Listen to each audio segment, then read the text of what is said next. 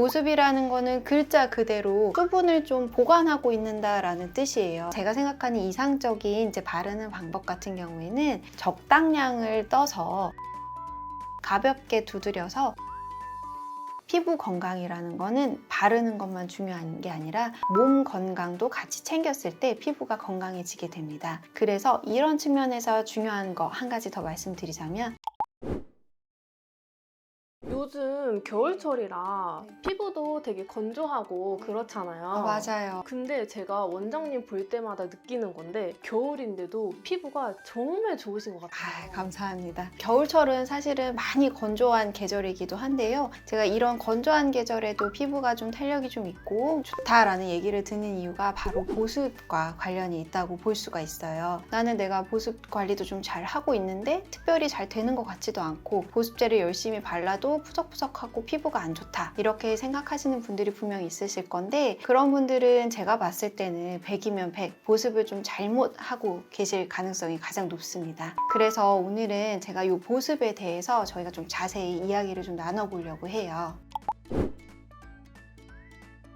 일단 보습을 설명하려면 뭔지 알아야 되겠죠? 보습이라는 거는 글자 그대로 수분을 좀 보관하고 있는다라는 뜻이에요. 그래서 수분을 우리가 피부에서 보관을 하는 방법이 크게 두 가지가 있어요. 한 가지는 밀폐의 역할, 안쪽에 있는 내부의 수분이 못 나가게끔 막아주는 역할을 하는 게 하나가 있겠고 또 다른 하나는 내부에서 수분을 끌어당겨서 꽉 잡고 있는 역할을 한다고 보시면 돼요. 우리 피부 같은 경우에는 바깥쪽에서부터 해서 표피, 진피, 그리고 피하층 또는 지방층이라고 얘기하는 세 가지의 층으로 되어 있는데 표피에서도 가장 바깥에 있는 층을 각질층이라고 해요. 그래서 이 각질층이라는 거는 방수성을 가지고 있어요. 세균이라든지 이런 이물질 같은 것들이 외부에서 들어오지 못하게 하는 것도 있고 우리 몸에 있는 수분이 나가지 못하도록 하는 역할도 한다고 보시면 돼요. 그래서 이 각질층 안에 이제 세포간 지질이라는 성분이 있는데 이런 성분들이 상호작용을 하면서 피부의 수분을 좀 막아주고 장벽 역할을 하고 계시다고 보시면 됩니다. 그리고 진피층이라는 거는 표피에 비해서 두께감이 15배에서 40배까지 두꺼운 굉장히 두터운 층이에요. 이 진피층 안에는 섬유 조직과 탄력 조직들로 좀 이루어져 있는데 이 탄력 조직이라는 게 우리가 보통 말하는 콜라겐이라든지 엘라스틴 같은 것들을 좀 얘기를 해요. 콜라겐과 이런 탄력 조직들은 사이사이에 히알루론산이 있어요. 그래서 많이 좀 들어보셨을 건데 수분을 자기 몸에 비해 훨씬 더 많이 몇백 배 이렇게 좀 끌어당기는 성질이 있어요. 그래서 표피에서 밀폐 효과를 하고 진피층에서 수분이 못 나가게끔 이렇게 꽉 막아주는 역할을 하는 게 피부가 하고 있는 가장 큰 보습 역할이라고 보실 수가 있습니다. 저도 이 보습이 중요한 건 알겠어요. 그래서 수분크림도 막 3겹, 4겹씩 바르고 막 그러거든요. 근데 이럴수록 이상하게 더 개기름이 막 올라오고 트러블도 나고 보습이 잘 안 되는 것 같아서 고민이에요. 피부가 수분을 충분히 갖고 있지 못하다라는 거를 건조 피부라고 하는데요. 수분을 충분히 머금고 있지 못하기 때문에 피부 장벽이 좀 손상이 되고 예민도가 좀 올라가게 되는 거죠. 그래서 이런 과정이 좀 반복되다 보면은 만성적으로 염증 상태로 좀 진행을 하게 돼요. 뭐 아토피성 피부염이라든지 트러블이라든지 각종 이제 피부 질환들을 좀 유발을 할 수 있고 질환뿐만이 아니라 피부 노화라던가 색소 침착 이런 일까지 일어날 수가 있는 것이죠. 제가 아까 피부의 가장 바깥층이 각질층이라고 했죠. 우리 피부 내부에는 상피세포라는 게 있어요. 상피세포라는 거는 일정 주기를 통해서 표피의 가장 안쪽에서부터 바깥층까지 이렇게 쭉 올라와서 각질세포로 변해서 서서히 탈락을 하게 되는데 건조한 피부 상태에서는 이 각질세포가 너무 과하게 발현이 되고 갑자기 한꺼번에 많이 탈락이 되는 그런 현상들이 일어나요. 그러다 보니까 피부 장벽 자체가 손상이 되게 되고 피부가 거칠어지거나 저희 각질이 허옇게 일어난다고 하잖아요.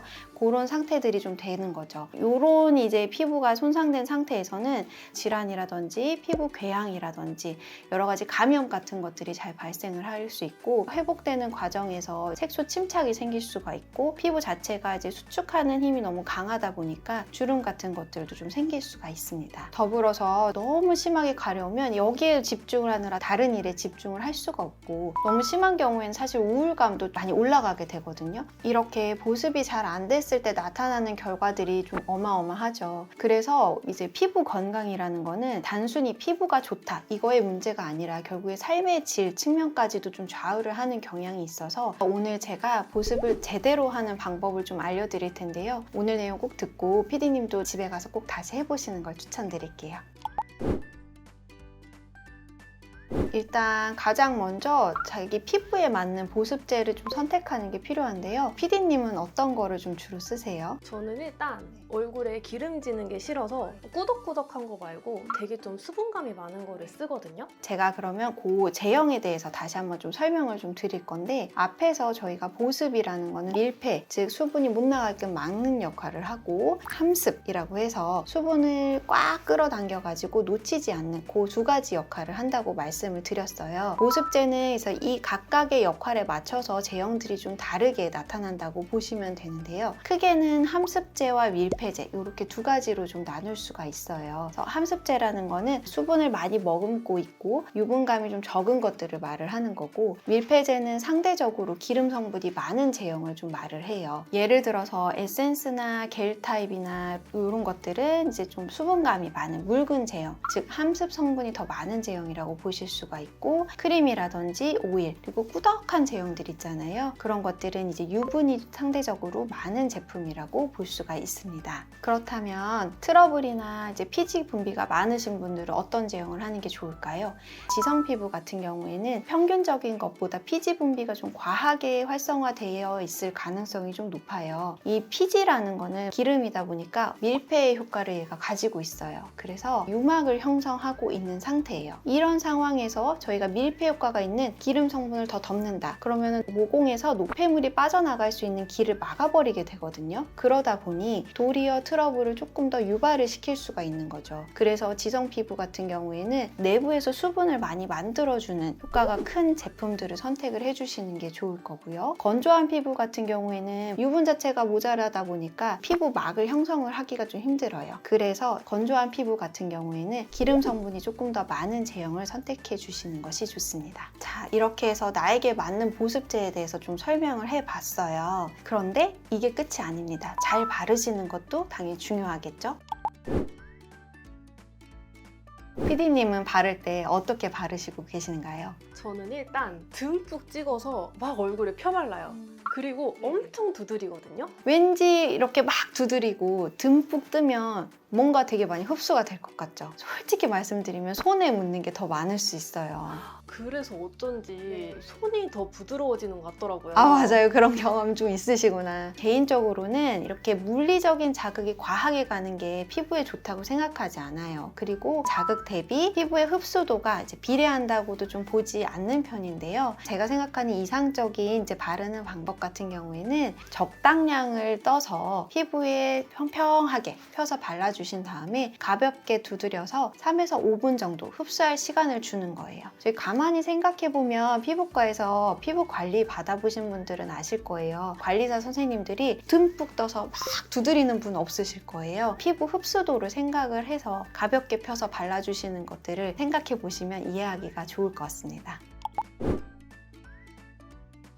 저도 그렇지만 보통 여자들은 좀 바르는 게 많잖아요. 근데 어떤 순서로 발라야 되는지 좀 잘 모르겠더라고요. 맞아요. 보습제가 종류도 다양하기도 하고 제품 자체에 뭐 라인업이라든지 이런 것도 많기도 해서 바르는 순서나 양 같은 것도 좀 많이 고민이 되실 텐데요. 좀 전에 제가 보습제 관련해서 함습제, 밀폐제 설명한 거 기억나시는가요? 이제 예를 쉽게 들어서 설명을 해드리자면 제가 피부에 기름을 바른 뒤에 물을 바르면 어떻게 될까요? 흡수가 되지 않겠죠. 물과 기름은 섞일 수 없는 사이니까. 반대로 생각해보면 물을 먼저 바르고 그 위에 기름을 발라서 좀 막아주는 거예요. 그러면 이 수분이 안에 갇혀서 밖에서 나가지 못하도록 되겠죠. 그래서 화장품 바르는 순서도 이거랑 똑같이 생각하시면 돼요. 에센스라든지 겔 같은 수분 함량이 높은 제품들을 먼저 발라주시고 마지막에 크림이나 오일 같은 밀폐 효과가 큰, 즉 유분이 많은 성분들을 발라주시면 됩니다. 저는 끈적끈적한 게 싫거든요.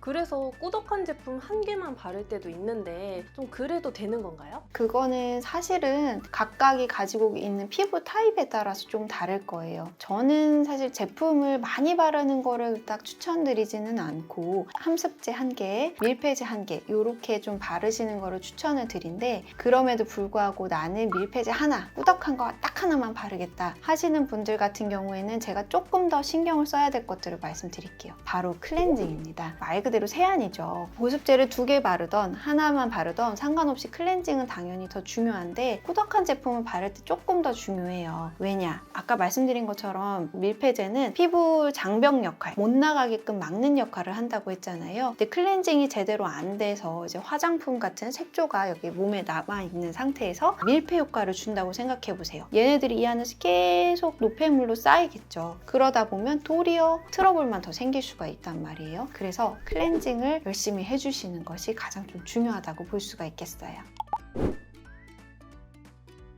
피부 건강이라는 거는 바르는 것만 중요한 게 아니라 몸 건강도 같이 챙겼을 때 피부가 건강해지게 됩니다. 그래서 이런 측면에서 중요한 거 한 가지 더 말씀드리자면 바로 수분 섭취입니다. 물은 많이들 알고 계시겠지만 인체에서 한 60%에서 70%를 좀 차지하고 우리가 매일매일 소변으로 한 1.5리터 가량을 소비하는 성분이에요. 그래서 이 물이라는 거는 산소를 운반하거나 노폐물을 배출하거나 혈액순환 같은 것들, 몸의 전체적인 신진대사에 좀 도움이 되는 성분인데, 안타깝게도 물을 무조건 많이 마신다고 피부 건강이 직접적으로 좋아지느냐, 여기에 대해서는 연구 결과가 아직 정확하게 입증된 거는 없어요. 하지만 물이 부족하게 섭취할 경우에는 전체적인 탈수라든지 피부 건조와는 연관이 있기 때문에 충분한 물을 섭취해 주시는 게 좋아요. 네, 하루에 저는 2리터 이상 마실 것을 권장을 드리고요. 커피나 차 종류 요즘 많이 마시잖아요. 이런 건 물이 아니에요. 그래서 커피, 차, 음료 다 제외하고 순수한 물로만 8잔 이상 꾸준히 섭취해 주시는 것을 추천드리겠습니다. 너무 뻔한 얘기 같지만 사실 기본을 지키는 게 가장 중요합니다. 네, 이렇게 해서 오늘은 보습에 대해서 저희가 알아봤는데 크게 어려운 건 없어요. 보습이라는 거는 수분을 좀 보관하는 거라서 보습제가 가지고 있는 2가지 역할, 밀폐 역할과 함습 역할을 좀 기억을 해주시면 되겠고, 보습제에서 수분이 많은 거는 함습 효과가 조금 더 있는 거, 유분이 많은 거는 밀폐 효과가 많이 있는 거고, 보습을 하실 땐 이 2가지를 적절히 믹스해서 2가지 다 챙겨야 진정한 피부 건강과 수분감이 가득하고 탄력이 있는 피부를 만들 수 있다. 꼭 기억해 주시기를 바랍니다.